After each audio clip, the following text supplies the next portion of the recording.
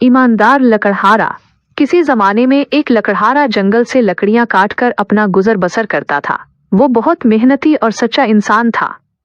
एक दिन वो नदी के किनारे एक दरख्त से लकड़ियां काट रहा था कि अचानक उसके हाथ से कुल्हाड़ी फिसलकर गहरे पानी में जा गिरी। लकड़हारा बहुत परेशान हुआ क्योंकि उसके पास इतने पैसे नहीं थे कि वो नई कुल्हाड़ी खरीद सके। वो दरिया के किनारे बैठकर रोने लगा। उसकी परेशानी देखकर एक गैबी मददगार वहां जाहिर हुआ और उसके रोने की वजह पूछी। लकड़हारे ने सारा माजरा सुना दिया। वो मददगार दरिया में उतरा और एक सोने की कुल्हाड़ी निकाल कर लाया और पूछा, क्या ये तुम्हारी है? लकड़हारे ने कहा, नहीं।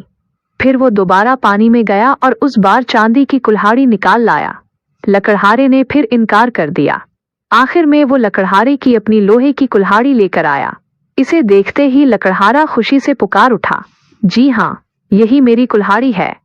वो गैबी मददगार लकड़हारे की ईमानदारी से इतना मुतासिर हुआ कि उसने लोहे की कुल्हाड़ी के साथ साथ सोने और चांदी की कुल्हाड़ियां भी उसे तोहफे में दे दें। लकड़हारे की सच्चाई ने उसे माला माल कर दिया। नतीजा, ईमानदारी बेहतरीन हिकमत अमली है।